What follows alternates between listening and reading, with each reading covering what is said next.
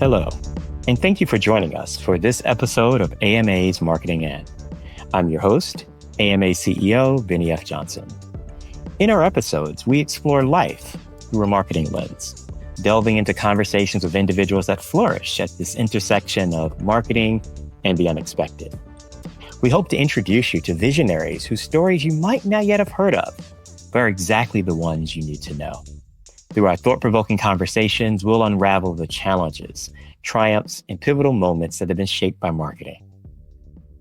Today, my special guest, on the eve of our AMA Marketing Higher Ed Conference, it's none other than Brian Rosenberg. Brian is currently a visiting professor at the Harvard Graduate School of Education. But from 2003 to 2020, he serves as the 16th president of Macalester College. He is the author of an incredible book, Whatever It Is, I'm Against It: Resistance to Change in Higher Education, published last year by the Harvard Education Press. He serves as an advisor and a director for the African Leadership Institute and is a member of a board of multiple foundations. And prior to serving in his president's role, he was dean of faculty at Lawrence University and a professor and chair of English at Allegheny College. He is also the author of 2 books and many articles in Victorian literature. Brian, welcome to the podcast. Thank you for having me. You made me sound much more impressive than I am. Oh, my friend, you are indeed impressive. But we're going to jump right into resistance. Whatever it is, I'm against it. So when we think about higher ed, these are some of our oldest institutions in our country. And they're spaces in which new knowledge is constantly created. But yet, it's a space in which we always see anchored resistance to change. Talk about that conundrum for a second there. Yeah, well, it's a great question because it's exactly the conundrum that led me to write the book. And it's a conundrum that I've wrestled with throughout my entire career. You have an industry made up of people who are predominantly defined as progressive and focused on social change. And in their own disciplines, they're always trying to push the boundaries of knowledge and change old ideas. So these are not people who in most of their lives are resistant to change. In fact, they embrace it. Yet when it comes to their own industry and in their own workplace, they are, in fact, pretty conservative. And in looking for the answer to that puzzling question, what I arrived at is that when you see something that is that pervasive, it tends to relate not to individual temperaments, but to cultures and structures that somehow prevent or create resistance to change. And that's what I found in higher education. I think the age of the industry is directly related to the fact that it is so change resistant. Higher education tends in many ways to be very backward looking. When we think about it. And yet higher education is under, for lack of a better term, under assault in every way you can think about it, from market pressures to economic realities to questions of why it exists. It seems like change could be a solution for these moments. It could. But yet still resist it. It could. Change, even when there are enormous pressures on people, tends to be hard. People don't like it. Right. And what I have found, though, is that when you are in situations of constraint, it can produce innovation. So I think innovation in higher education, change in higher education, is not going to come from places like Harvard and Columbia. Those institutions they can keep doing what they're doing for pretty much as long as they want to do it. Change in education, I think, is going to come from 2 places. Institutions within the United States who are under a whole variety of pressures. And this relates directly to marketing and to audience and to the desire of a market for your product.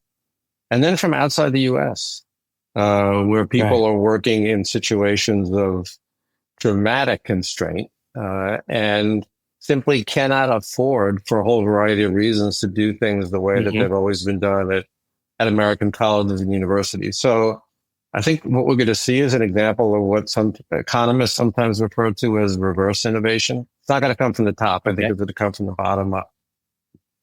Right. So You spent a period of time as a college president. Mhm. When you think about the change that you've witnessed externally, describe for me, what the challenges were when you took the reins in 2003 and when you left in 2020, what was the difference? I would never have said in 2003 or at any point during my 17 years as a president that the job was easy. But Mm-hmm. I will say now, looking back, that it was easier than it is now. And I think Wow. there have been a couple of really consequential social and cultural changes that account for that. One Okay. is the rise of social media. When I was Mm-hmm. a new president in the early 2000s, there was no Facebook, there was no Twitter, Right. there was no Instagram.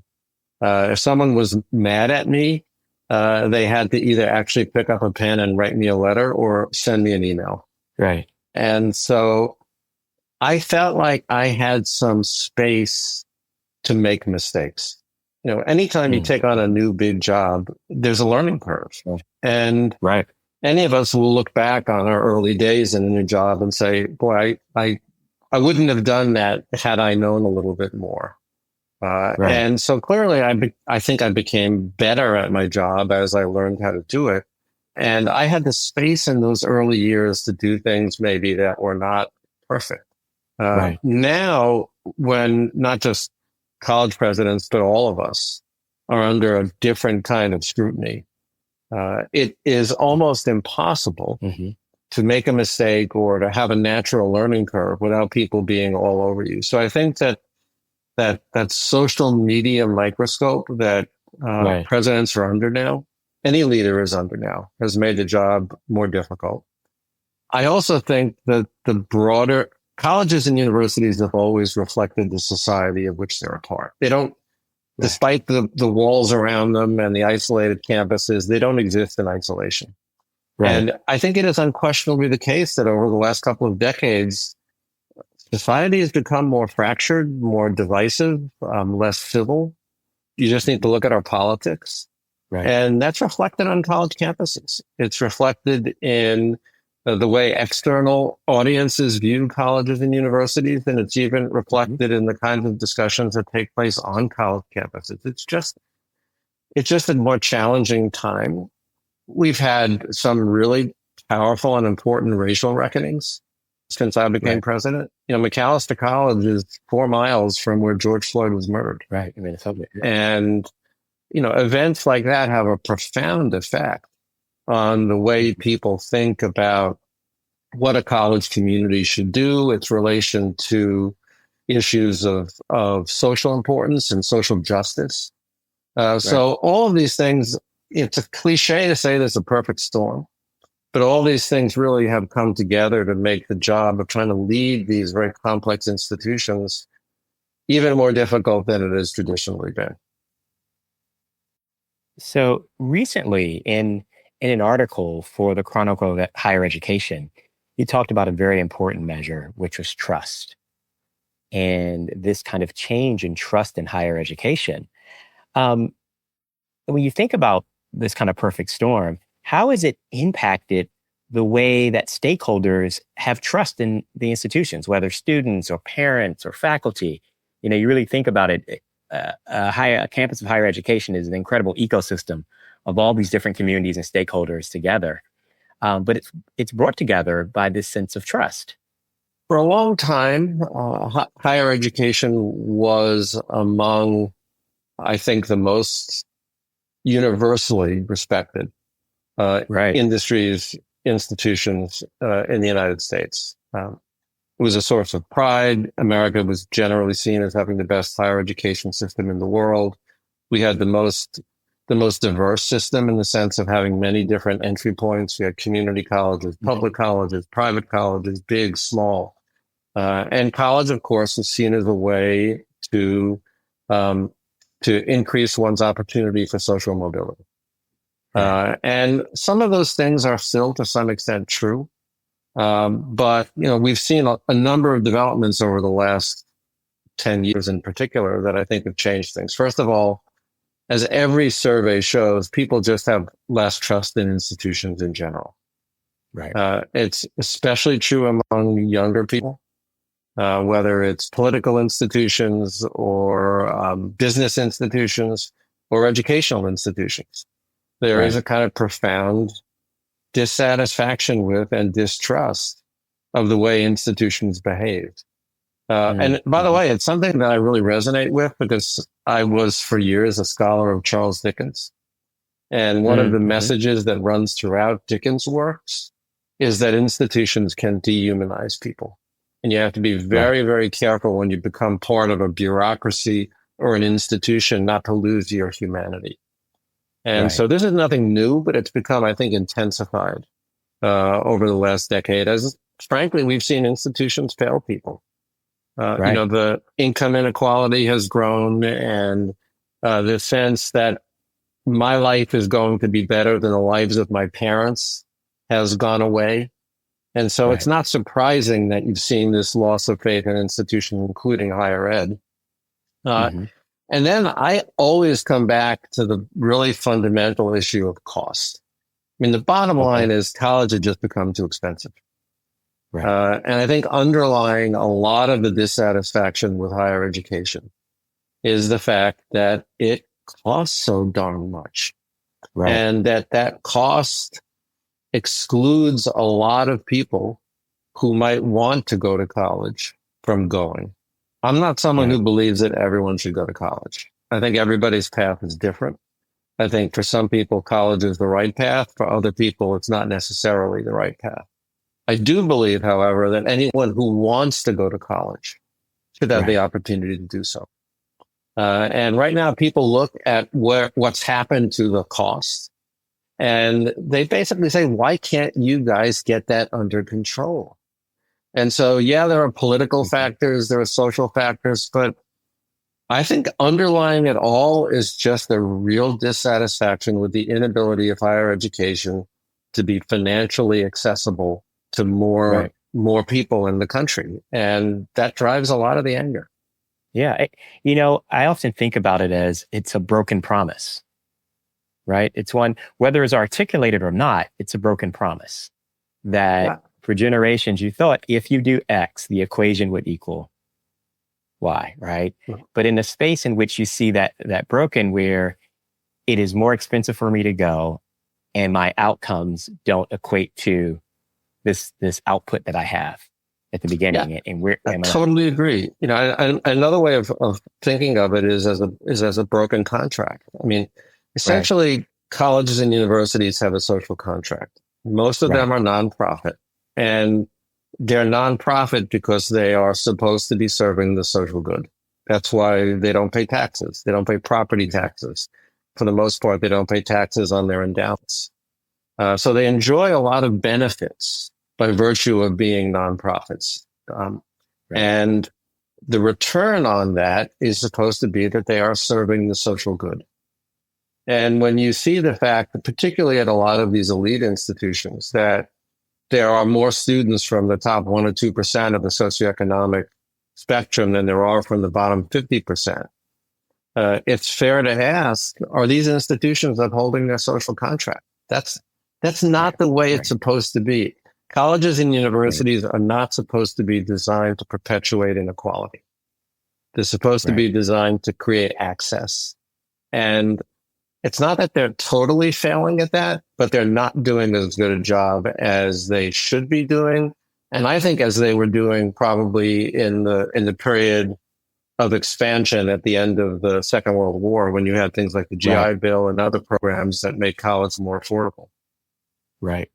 And made it an opportunity on that journey, right? That you could go in and you could see the benefits of that. So when we think about this kind of eroding trust, and it's really been accelerated in the past 10, 20 years, what do you think are the ways in which colleges and universities can start to rebuild this trust? Or is it just a moment lost? No, I think it's, you always have to have hope. Right.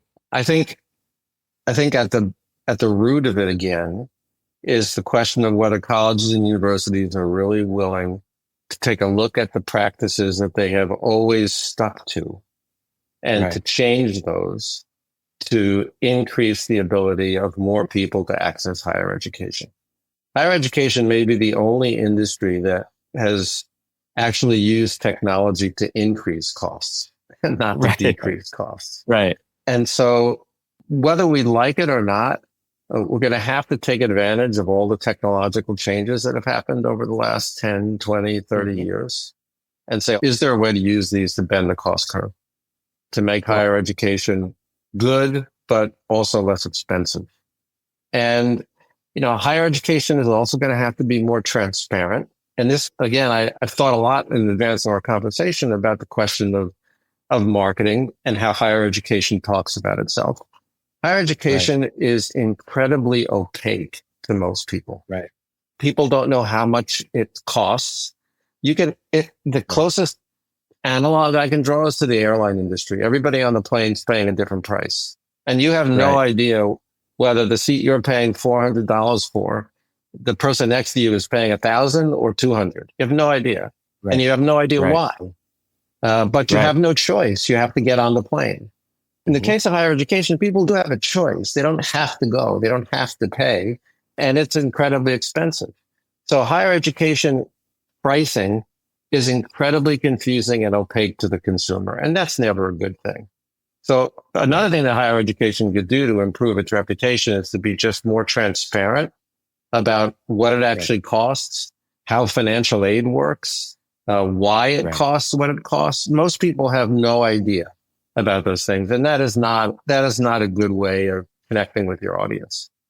Especially not over the longer term, right? If you start to think about that and you set the social discussion about college, you get a generation who turns off because of the price and excluded. The next generation sees that group not go and have the same space. And then you start to build this dissatisfaction, right, with the experience that you have. And we're seeing that in most states. We are seeing a decline in the number of students, the percentage of students who are choosing to go to college. In Massachusetts and in the city of Boston, which, you think of Boston as appropriately an education city. Boston has the highest concentration of colleges and universities in the country. The percentage of students who attend public high schools in Boston who go directly to college has declined over the last 10 years from about 67% to 54%. That's staggering. So students are choosing not to go.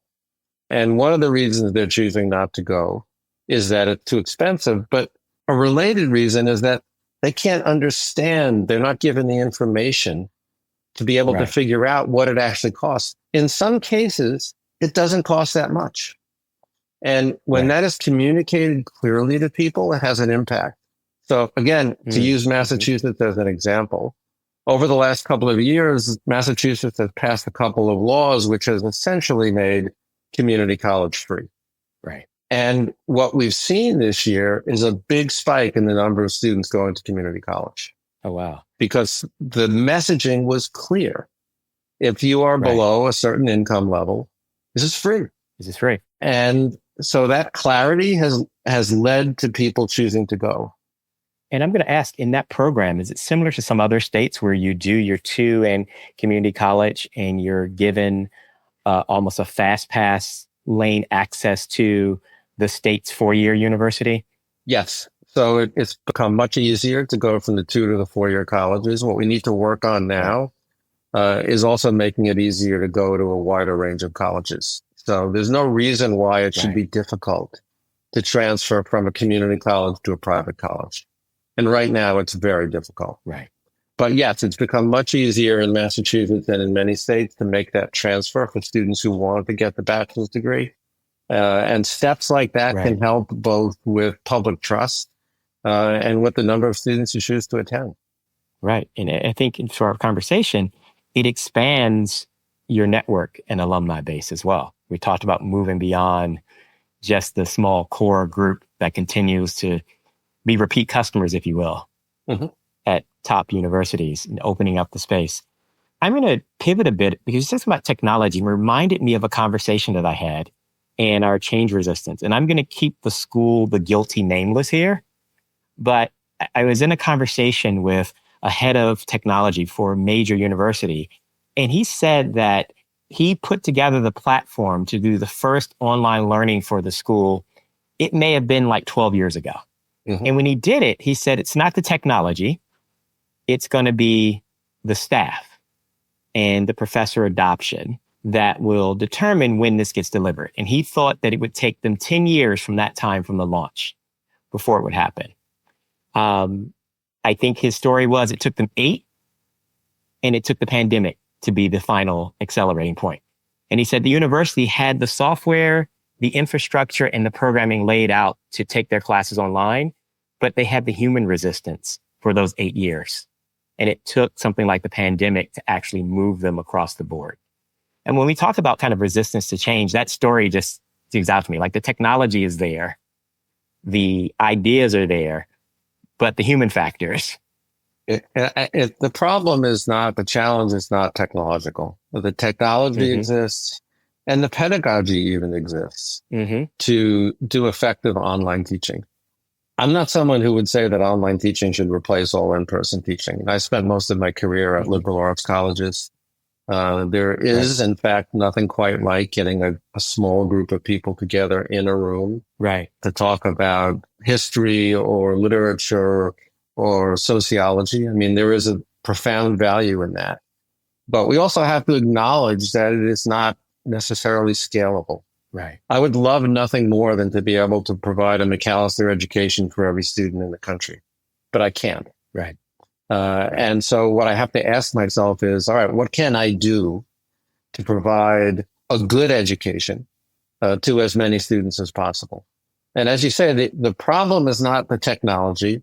The problem is not the pedagogy. The problem is adoption by the people who need to use those things. And that's more cultural and anthropological than it is technical. You know, people, we all tend to believe, and I'm not claiming I'm better than anybody else. I'm just saying we all tend to believe that the things that works for us must work for other people. So, you know, you and I'm older than you, but you and I probably went to, you know, traditional places, and we sat in classrooms and we listened to lectures, and here we are, and we're having successful careers, and we say, well, it worked for me. Right. And so most faculty members who are teaching have gone through a system like that and said, look, it worked for me.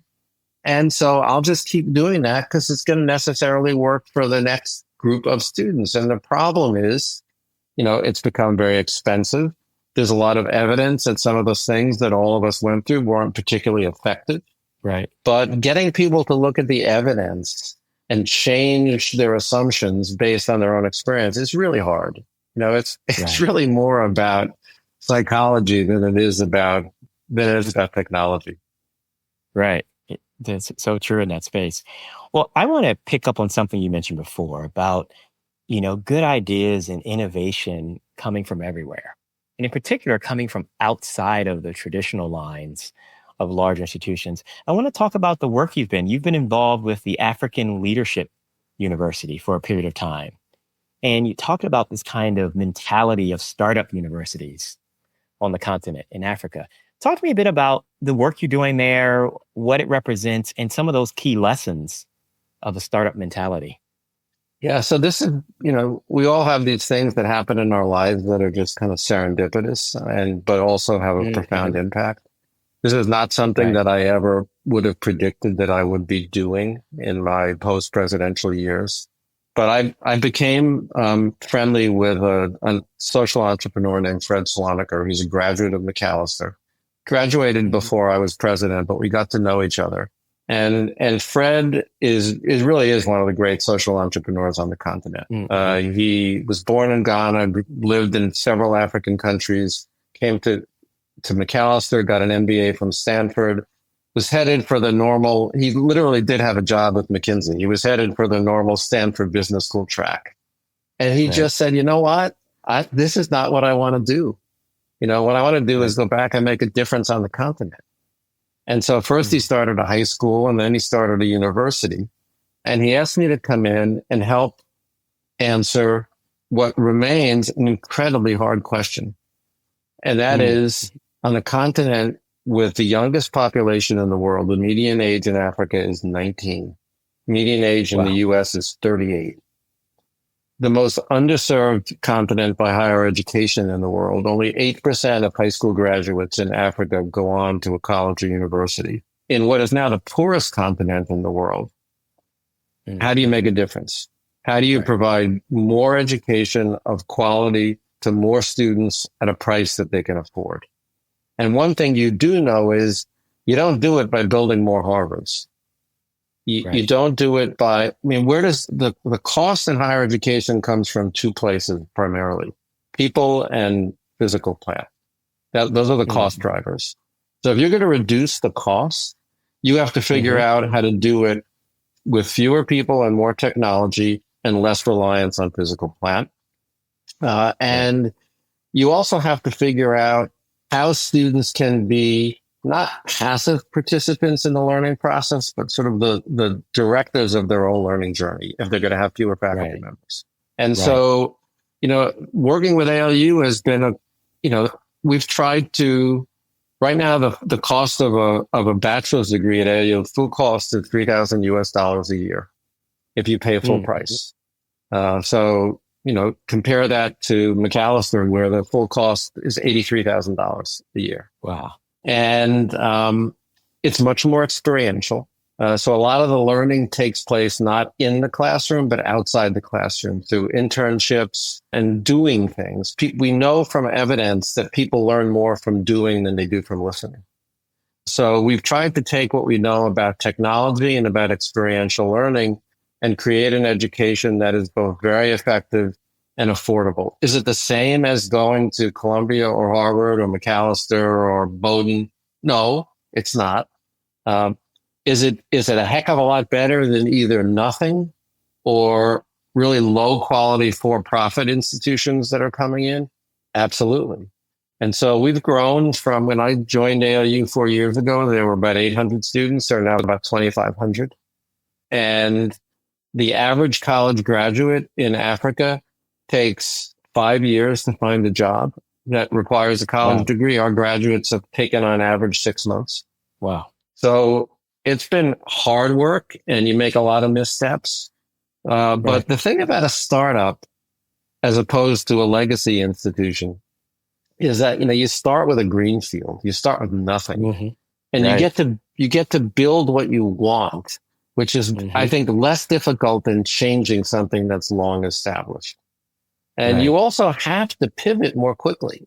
There have been times at ALU in the years I've worked with them where we know, this isn't working. And so we just stopped. We made a pivot. And when I try to think about pivoting at Macalester or Harvard or Columbia, it's almost impossible.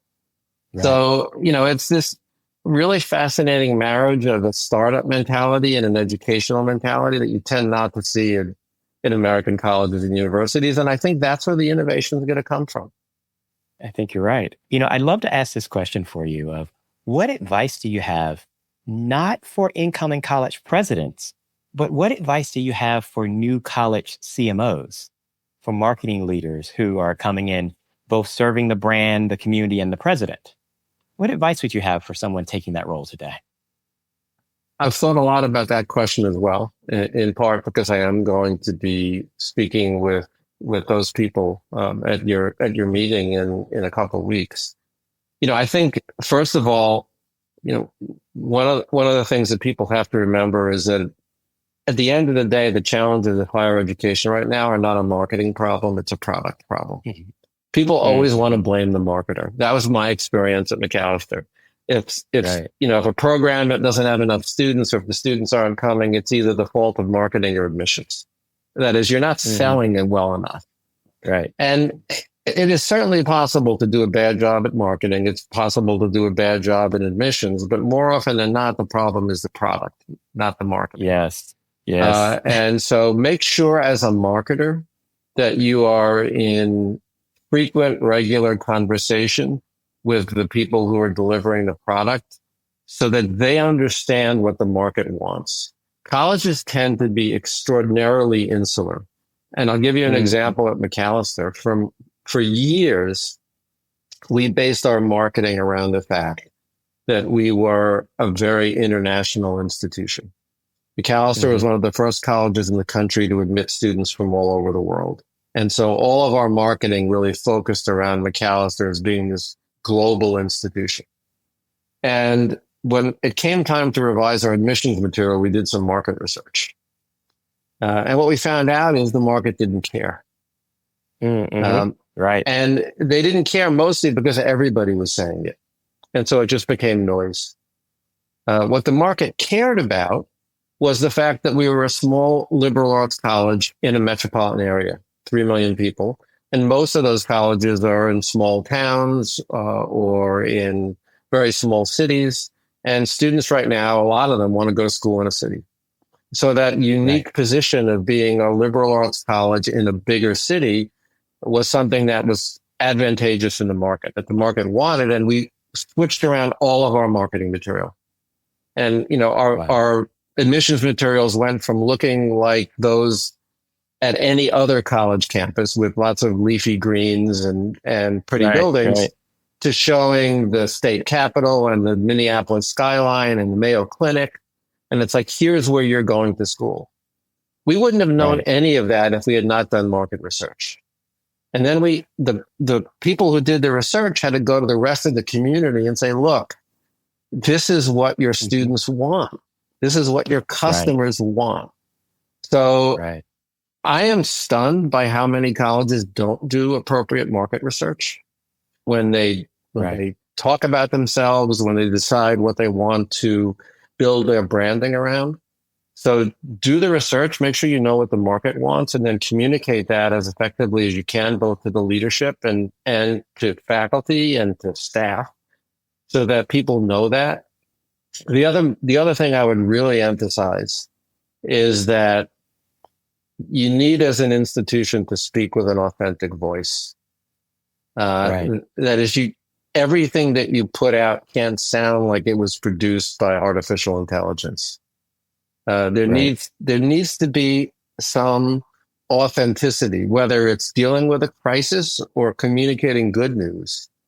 One of the things that I did 4 times a year for 17 years, we had like a lot of institutions, we had a president's column in our magazine, and I wrote every single one of them. And sometimes I did not just use them to brag about the college. I used them to establish a particular kind of relationship with the alumni community so that they saw me as a person. So there were times I didn't write about the college at all. I wrote one column called A Column About Nothing. And the whole point of the column was, I don't have any idea what I'm going to write about. And I took a whole column talking about that. And it amazes me how many institutions miss the opportunity of that column, that communication, to establish an authentic relationship with their audience. Doesn't mean everybody has to write their own. I was an English professor, okay? So I've got an advantage. But certainly any president can sit down with their communications people and say, here's what I want to say. And give me something that sounds like me, and that establishes the relationship I want to establish. And so, what I found was that A, it established trust, and B, when bad things did happen, that you had a foundation of trust to build upon. You can't wait until a crisis happens to establish trust. You have to establish trust before the crisis. So, I was, in a sense, fortunate that COVID hit at the end of my presidency. So when I had to deliver a lot of scary news to people, like everybody has to go home. I had 16 and a half years of trust to build upon when I told people that we needed to do this and we will treat you as well as we possibly can treat you. I don't envy brand new presidents who had to do that. And I don't envy presidents who didn't have a relationship of trust with their communities. So, information and authenticity for me are really, really important. I can't believe I'm looking at the time. I can't believe we've spent our time together already. I'm looking forward to continuing this conversation next week. I was just about to ask you another question. I was like, we're at time, but I love the points of your authenticity building the bank and the relationships for the trust. I think that's really powerful. And as a message for our marketers and collegiate leaders who are listening to this space, I love, Brian, how you're really speaking about the difference between doing what people expect the college marketing voice to do and doing what you have to do from an authentic space in there. Instead of playing the role of, I think the marketing leader should say these things versus here's the unique lane that only we can say, that only we can deliver in this space. And I have a small sample, but my experience has been that the marketers more often than not get this. It's sometimes a challenge to convince the leadership. Authenticity comes with risk. Right. You have to expose yourself in a way that some leaders are not necessarily comfortable doing. But I think the risk is worth it because it establishes a relationship that is far more powerful than the typical relationship between an institution and an audience.